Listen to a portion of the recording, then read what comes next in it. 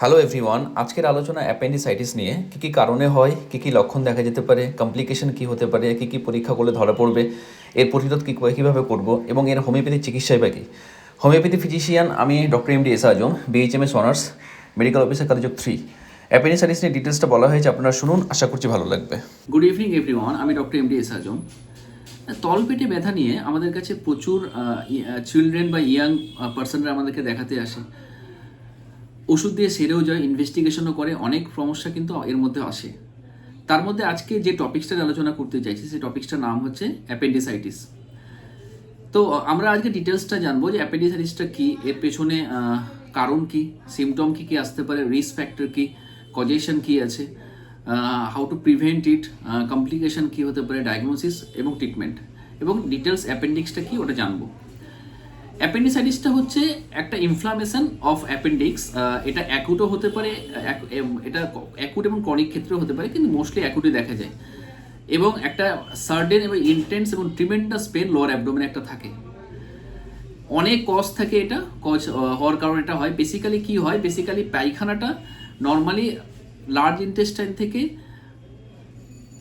Block ওই মধ্যে অ্যাপেন্ডিক্সের মধ্যে এসে ইনফেক্ট করে এবং ব্লক করে দেয়, তার জন্য একটা ইনফ্লামেশন হয়। ইনফ্লামেশন হয়ে কিন্তু অ্যাপেন্ডিসাইটিস বলা হয়, এবং অ্যাপেন্ডিক্সটা সোয়েলিং হয়ে যায়, তার জন্য এটাকে অ্যাপেন্ডিসাইটিস বলা হচ্ছে। তার আগে আমরা জানবো যে অ্যাপেন্ডিক্সটা কি। অ্যাপেন্ডিক্স সম্বন্ধে নতুন আমরা নর্মাল ফিজিওলজি না জানলে বুঝতে পারবো না। অ্যাপেন্ডিক্স আমাদের শরীরে একটা স্মল থিন টিউব টাইপের, এটা প্রেজেন্ট রাইট নিচের ঠিক তলপেটের নিচের দিকে প্রেজেন্ট থাকে, এবং এটা first part of large intestine এটা থাকে। এর কাজটা কি, ফাংশন কি? এর প্রধান ফাংশনটা হচ্ছে স্টোর গুড ব্যাকটেরিয়া।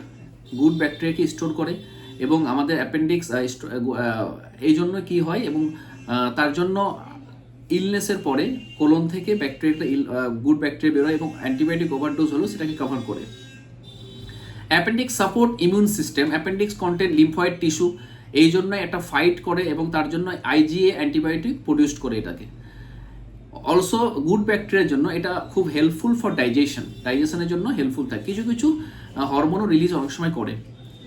তো এটা হচ্ছে নর্মাল অ্যাপেন্ডিক্স। এবার আমরা জানবো যে অ্যাপেন্ডিক্সের কজেশনটা কি, কারণ কি কি হতে পারে। কজেশন অফ অ্যাপেন্ডিক্সাইটিস, প্রথম যেটা হচ্ছে ব্লকেজ। যদি অ্যাপেন্ডিক্স কোনো কারণে ব্লক হয়ে যায়, এবং এই জন্য একটা ইনফ্লামেশন হতে পারে। ব্লকটা কি কি কারণে হয়? প্রথম ব্লক যেটা হচ্ছে, প্রথম ইম্পর্টেন্ট ফ্যাক্টর হচ্ছে যদি হার্ট স্টুল যদি হয়, অনেক সময় স্টুল ঢুকে ওই জায়গাটা সেকেন্ডারি ইনফেকশন হতে পারে ব্যাকটেরিয়ার জন্য। তার সাথে আনডাইজেস্টেড ফুড কিছু যদি থাকে, তার জন্য অনেক সময় হতে পারে। লিম্ফ নোডসটা সোয়েলিং হয়েছে ইন্টেস্টাইনে, যার জন্য ইনফেকশন হতে পারে। কিছু ফরেন পার্টিকেলস বা টিউমার, তার জন্য হতে পারে। ইনফেকশন ব্লকের জন্য একটা ব্যাকটেরিয়া ওভারগ্রো করে, তার জন্যই এটা ইনফেকশন হলে এই সমস্যাটা অনেক সময় দেখা যায়। Lymphoid hyperplasia also important factor for এই সমস্যার জন্য অনেকটা দায়ী। কোলাইটিস একটা বিশাল important factor, inflammatory bowel disease যেটা আছে। তার সাথে কি আছে, প্যারাসাইটিক কিছু যদি ইনফেকশন থাকে, তার সাথে সিস্টিক ফাইব্রোসিস হলেও কিন্তু অ্যাপেন্ডিসাইটিস হতে পারে। এবার আমরা জানবো যে অ্যাপেন্ডিসাইটিস হলে স্টেজটা কি কি হতে পারে। স্টেজ বেসিক্যালি দেখা যায় 5টা স্টেজ দেখতে পারি আমরা। প্রথম যেটা হচ্ছে একটা ইনফ্লেম স্টেজ, যে স্টেজটাকে আমরা সাধারণত ইনফ্লামেশন থাকে ইনিশিয়াল স্টেজ অফ অ্যাপেন্ডিসাইটিস। তারপরে সাপোর্টিভ স্টেজ, যে স্টেজটাতে অ্যাকুট অ্যাপেন্ডিসাইটিস থাকে, তার সাথে পাস ফর্মেশন সাপোর্টিভ, এটা হতে পারে।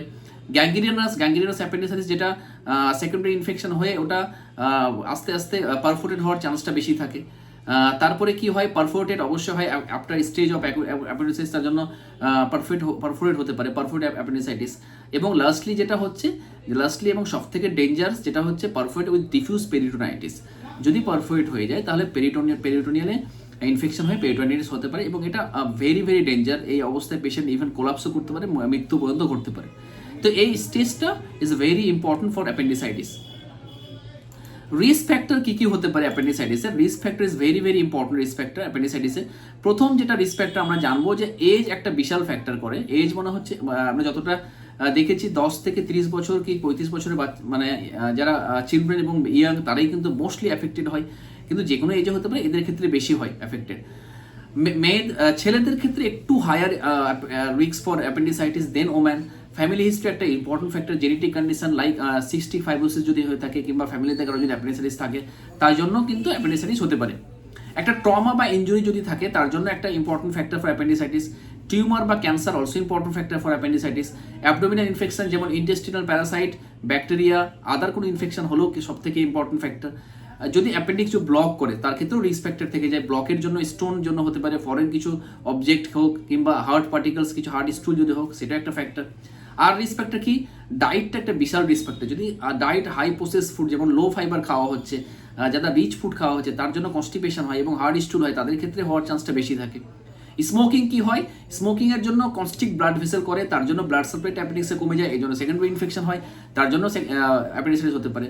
Inflammatory bowel symptom also increase risk for appendicitis. তো যে ফ্যাক্টরগুলো নাম বললাম রিস্ক ফ্যাক্টর, এগুলো হচ্ছে রিস্ক ফ্যাক্টর ফর অ্যাপেন্ডিসাইটিস। আমরা যদি এগুলো একটু কভার করতে পারি, এগুলো যদি আমরা অ্যাভয়েড করতে পারি, তাহলে অ্যাপেন্ডিসাইটিস থেকে অনেকটাই আমাদের নির্মূল হবে। সিমটম কি কি আসবে? প্রথম যে সিমটম আমাদের কাছে নিয়ে আসবে একটা ট্রিমেন্ডাস অ্যাবডোমিনাল পেন এবং তার সাথে একটা ভমিটিং টেন্ডেন্সি, প্রচুর নসিয়া বা ইনস্ট্যান্ট ভমিটিং হবে, এবং কোনো রকম does not relieve pain. Even patient পুরো এত সিরিয়াস অবস্থায় হয়ে যাবে, আনকনসিয়াসও হতে পারে পেনের জন্য, এত ট্রিমেন্ডাস একটা ব্যথা আসবে। তার সাথে কি থাকবে? তার সাথে থাকবে যে একটা ফিভার থাকতে পারে, ম্যালেজ থাকতে, বডি এক একটা থাকতে পারে, তার সাথে একটা সোলেন বেলি মানে পেটটা ফুলে গেছে। এটা তখনই হয় যখন ডিস্টেন্ডেড কিংবা পারফোরেটেড যে অ্যাপেন্ডিসাইটিস যে স্টেজটা, সেটা হলে কিন্তু পেট ফুলে যাওয়ার টেন্ডেন্সি থাকে। তার কারণটা হচ্ছে অ্যাপেন্ডিক্স রাপচার হলে এটা বেসিক্যালি দেখা যায়। ইউরিনারি কিছু সিমটম থাকবে, অনেক সময় যেহেতু পাশে অ্যাপেন্ডিক্সের পাশেই আছে ইউরিনারি, তার জন্য সেকেন্ডারি ইনফেকশন হয়, ইউটিআই আসতে পারে, যার জন্য ইউরিনারি কিছু সিমটম থাকবে। বাওয়েল প্যারালাইসিস হতে পারে, বাওয়েল প্যারালাইসিসের জন্য কনস্টিপেশন হয়, তার জন্য আরও সমস্যা হয়। ইভেন গ্যাস পাস করতে পারে না বলে পেশেন্ট আরও ডিসকমফর্ট ফিল হয়, আস্তে আস্তে পেটটা মনে হয় ফুলে যায়। অনেক পেশেন্টের ডায়রিয়াও হতে পারে, ডায়রিয়া অলসো ইম্পর্টেন্ট, অনেক পেশেন্টের জন্য কিন্তু এই সমস্যাটা আসতে পারে। এবার আমরা যদি বলি যে অ্যাপেন্ডিক্স আমরা বাড়িতে কি করে দেখতে পাবো, আমরা how to check appendix at home. প্রথম কথা হচ্ছে যে একটা ম্যাকবার্নিস পয়েন্ট সাইন বলে একটা সাইন আছে, যে সাইনটা ইজ ভেরি ইম্পর্টেন্ট। আমরা যদি ওটা যদি দেখি, তাহলে অনেকটা কনফার্ম হবো যে অ্যাপেন্ডিসাইটিস হয়েছে কিনা। ম্যাকবার্নিস পয়েন্টটা কি, আমি যদি কি করে বুঝবো, হিপ লাইন থেকে একটা দাগ অবধি লোয়ার অ্যাবডোমেনে, ঠিক নিচে অবধি অ্যারাউন্ড মিডল অফ অ্যাবডোমেন অবধি যাব, তার থেকে হিপ অফ অ্যাবডোমেন থেকে 2 ইঞ্চি ঠিক এগিয়েই কিন্তু অ্যালং 1/3 অফ ডিস্টেন্স, 1/3 থেকে ডিস্টেন্স। এটা যদি আমরা 3 ভাগে করি, 3 ভাগের মধ্যে 1 ভাগের 2 ইঞ্চির সাইডটাকেই কিন্তু আমরা ম্যাকবার্নিস পয়েন্ট বলবো। এবং সেই জায়গাতে একটা ট্রিমেন্ডাস ব্যথা থাকবে, সেই জায়গাটা টেন্ডারনেস থাকবে, হাত দেওয়া যাবে না, সেটাই হচ্ছে একটা ইম্পর্টেন্ট সাইন অফ অ্যাপেন্ডিসাইটিস, যেটাকে ম্যাকবার্নিস সাইন বলা হয়। দ্বিতীয় একটা ইম্পর্টেন্ট হচ্ছে যে ব্লামবার্গ সাইন, প্রেসার অ্যাপ্লাই, যখন একটা সোর এরিয়া ফিল যখন রিলিজ হবে, টেন্ডারনেস একটা যখন আমি চাপার পর ছাড়লাম, তখনই একটা সোর মনে হয় জায়গাটা আরও একটা ব্যথা আছে, চাপার পরও কিন্তু অনেকক্ষণ ব্যথা, সেটাকে বলছি। ডাম্পি সাইনটা কখন বলবো, যখন কাশতে গেলে ব্যথা হয়, সেটা একটা ডাম্পি সাইন, তো সেটা একটা important symptom, important sign of appendicitis. Rovsing সাইনটা কি, রবসিং সাইনটা হচ্ছে প্রেসার যদি লেফট সাইড করা হয়, তাহলে পেন লোয়ার রাইট সাইডে একটা পেন আসতে পারে। তার সাথে কি হবে, সোয়াস সাইন হতে পারে। সোয়াস সাইন, যে আমাদের সোয়াস মাসলস আছে, তার জন্য কি হয়, আমরা যখন হিপ জয়েন্টকে ফ্লেক্স করি, তার জন্য মাসলসটা শর্টেন হয়, এই জন্য হুইচ পেন রিলিফ থাকে, অনেকটা রিলিফ ফিল করে, এটা একটা সাইন, ইম্পর্টেন্ট সাইন। সোয়াস সাইনটা also important factor for appendicitis. Differential diagnosis, যদি রাইট ইলিয়াক ফসাতে অ্যাপেন্ডিক রিজনে যদি পেন হয়, আরও অনেক সমস্যা আসতে পারে। কি কি রোগ আমরা আরও কিছু ভাবতে পারি এটা সম্বন্ধে? প্রথম যেটা হচ্ছে, যদি এটার অ্যাপেন্ডিক রিজনে যদি পেন হয়, তার জন্য আমরা পেলভিক ইনফ্ল্যামেটরি, পিআইডি যেটা হয় মেয়েদের ক্ষেত্রে, সেটা হয় যে পেলভিক ইনফ্ল্যামেটরি একটা ডিজিজ আমরা ভাবতে পারি। দ্বিতীয় হচ্ছে কি এন্ডোমেট্রিওসিস ভাবতে পারি, এটা স্পেশালি ফর ফিমেলদের ক্ষেত্রে হয়। ওভারিয়ান সিস্ট হতে পারে specially for female. Kidney stone হতে পারে, দুজনের ক্ষেত্রে হতে পারে। ইউটিআই, ইউরিনারি ট্র্যাক্ট ইনফেকশন আসতে পারে, অলসো ইউরিনারি ট্র্যাক্ট ইনফেকশনের জন্য কিন্তু ওই সাইডের ব্যথা আসতে পারে। প্যাঙ্ক্রিয়াটাইটিস হওয়ার জন্য ওই জায়গাতে পেন একটা আসতে পারে ওই রিজনে। ইনফ্ল্যামেটরি বাউল ডিজিজ যদি হয়, তবুও ওই জায়গাতে একটা ব্যথা আসতে পারে। তার সাথে কি গ্যাস্ট্রোএন্টারাইটিস যদি হয়, তবুও ওই জায়গাতে একটা পেন আসতে পারে। ইন্টেস্টিনাল অবস্ট্রাকশন থাকলে ওই জায়গাতে একটা পেন আসে। লাস্টলি গলস্টোন পেন কিন্তু অনেক সময় ওই জায়গাতে দেখা যায়। তো এগুলো ফ্যাক্টর কিন্তু ইম্পর্টেন্ট ফ্যাক্টর ক্রিয়েট করে। আর কি হয়, যদি একটোপিক প্রেগনেন্সি যদি থাকে, অনেক সময় ব্লাস্ট হওয়ার পরে ওই জায়গাতে কিন্তু পেন আসতে পারে। তো এই যেগুলো রোগের কথা বললাম, এই রোগগুলো কিন্তু সেম জায়গাতে পেন কিন্তু অ্যাপেন্ডিক্সের মতো আসতে পারে। তার জন্য আমাদের কিন্তু একটা ডিফারেন্সিয়াল ডায়াগনোসিস, আমাদের অবশ্যই ইনভেস্টিগেশন দরকার আছে। ইনভেস্টিগেশন হলে আরও আমরা কনফার্ম হব যে অ্যাপেন্ডিক্স হয়েছে কিনা। এবার আমরা জানবো যে অ্যাপেন্ডিক্সের কমপ্লিকেশন কি কি হতে পারে, কমপ্লিকেশন কি কি আসতে পারে যদি আমরা সঠিক সময়ে ট্রিটমেন্ট না করাই, তাহলে কিছু কমপ্লিকেশন আসে এবং যেটা মৃত্যু অবধি চলে যেতে পারে। প্রথম যেটা একটা ব্লাস্ট অ্যাপেন্ডিক্সটা ব্লাস্ট করতে পারে, তার জন্য কি পেরিটোনাইটিস হতে পারে এবং সেটা লাইফ থ্রেটিং যদি ট্রিটমেন্ট ঠিকঠাক না হয়, ইভেন পেশেন্ট ডেথও হতে পারে। অ্যাপেন্ডিকুলার অ্যাবসেস একটা আসতে পারে, পেনফুল কালেকশন অফ পাস এই জন্যই অনেক সময় সার্জারির ক্ষেত্রে ড্রেনও করতে হয় পাসটা বার করার জন্য। অ্যাডেশন হতে পারে, সফট টিস্যু দুটো অর্গানের মধ্যে দুটোকে জড়িয়ে দিতে পারে, অ্যাডেশনও হতে পারে অনেক সময়। তার সাথে অনেক কিছু কমপ্লিকেশন কিছু আছে, যেমন আদার কমপ্লিকেশনের মধ্যে স্মল বায়োল অবস্ট্রাকশন থাকতে পারে, তার সাথে ফিস্চুলা হতে পারে, তার সাথে প্রলং একটা ইলিয়াস, এরকম অনেক কিছু প্রবলেম আসতে পারে। আদার সিমটম অ্যাপেন্ডিক্সাইটিস যেটাও থাকতে পারে, যে একটা তার সাথে কমপ্লিকেশন একটা কি হতে পারে, যে একটা কনস্ট্যান্টলি একটা হার্টবিট থাকতে পারে, পেশেন্ট একটা নার্ভাস ফিল করতে পারে, একটা অ্যাংজাইটির মধ্যে থাকতে পারে, একটা অ্যাবডোমিনাল সোয়েলিং একটা থাকতে পারে। তো এগুলো কিছু কমপ্লিকেশন থাকতে পারে, ইভেন বাউল প্যারালাইসিস হতে পারে, তার সাথে ডায়রিয়াও আসতে পারে, একটা ইউটিআইও আসতে পারে কমপ্লিকেশন হিসেবে। এবার আমরা ডায়াগনোসিসটা জানবো যে কি কি ডায়াগনোসিস করবো।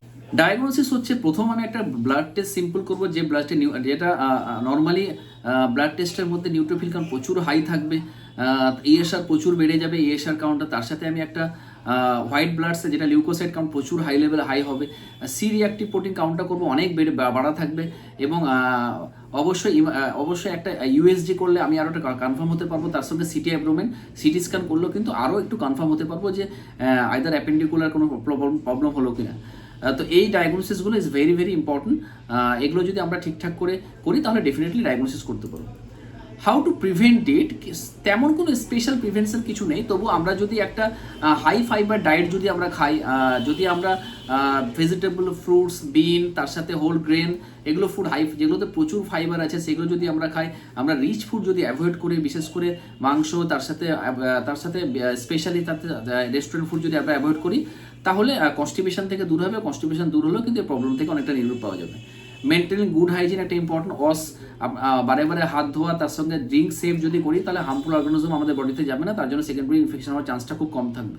তো এগুলো ফ্যাক্টর যদি আমরা মানি, তাহলে অনেক সব প্রিভেনশন কিন্তু অনেকটা হবে আর কি। লাস্টলি এবং মোস্টলি ইম্পর্টেন্ট ট্রিটমেন্ট, যেহেতু আমি হোমিওপ্যাথি ডক্টর, আমাদের কাছে অ্যাকুট অ্যাপেন্ডিসাইটিসের প্রচুর ভালো ওষুধ আছে। আমরা যদি ঠিকঠাক সময়ে যদি ট্রিটমেন্ট করি, তাহলে ডেফিনেটলি পেশেন্ট বেটার থাকবে। কিন্তু in case of perforated appendix কিংবা যদি পেরিটোনাইটিস হয়ে যায়, তাহলে কিন্তু অবশ্যই আমরা সার্জনকে রেফার করবো। তখন কিন্তু ক্রিটিক্যাল কন্ডিশন হয়ে গেলে তখন অবশ্যই একটা সার্জারির প্রয়োজন পড়ে। কিন্তু in case of inflame, suppurative, এগুলোর ক্ষেত্রে কিন্তু আমাদের দারুণ ওষুধ আছে এবং আমরা ভালো রেসপন্সও পেয়েছি।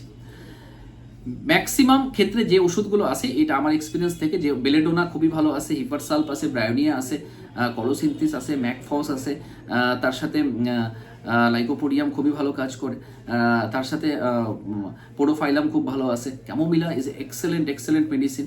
তো এগুলো ওষুধ এক্সেপ্টেক্স, আরও প্রচুর মেডিসিন আমাদের কাছে আছে, কিন্তু তার জন্য অবশ্যই একটা সিমটম সিমিলারিটি, তার জন্য পেশেন্টের ডিটেলস হিস্ট্রি নেওয়ার পরে ওষুধ কিন্তু দিলে, পুশ করলে, তাহলে সেই হিসাবে ওষুধ কাজ করবে। আমাদের অ্যাকর্ডিং টু হোমিওপ্যাথি কোনো স্পেসিফিক ওষুধ হয় না। আমি যে ওষুধগুলোর কথা বললাম, আমার এক্সপিরিয়েন্সের খাতিরে, এক্সপিরিয়েন্স যেগুলো আছে সেগুলো হিসাবে বললাম, আমি আমার স্পেসিফিক নয়। দয়া করে এই ওষুধগুলো আপনারা বাড়িতে ট্রাই করবেন না। যদি প্রবলেম হয়, নিয়ারেস্ট কোনো ডক্টরের সঙ্গে কনসাল্ট করতে পারেন।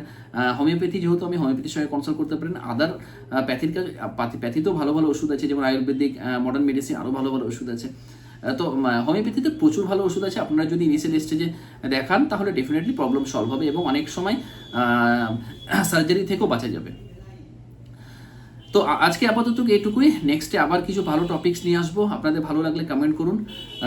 প্রচুর ভেজিটেবল, ফ্রুটস, ফাইবার জাতীয় ফুড খান, জল বেশি খান, তার সাথে অ্যাভয়েড করুন রিচ ফুড, রেস্টুরেন্ট ফুড, তার সাথে হাইলি স্পাইসি ফুড। সবাই ভালো থাকুন, সবাই সুস্থ থাকুন, সবাইকে শুভরাত্রি।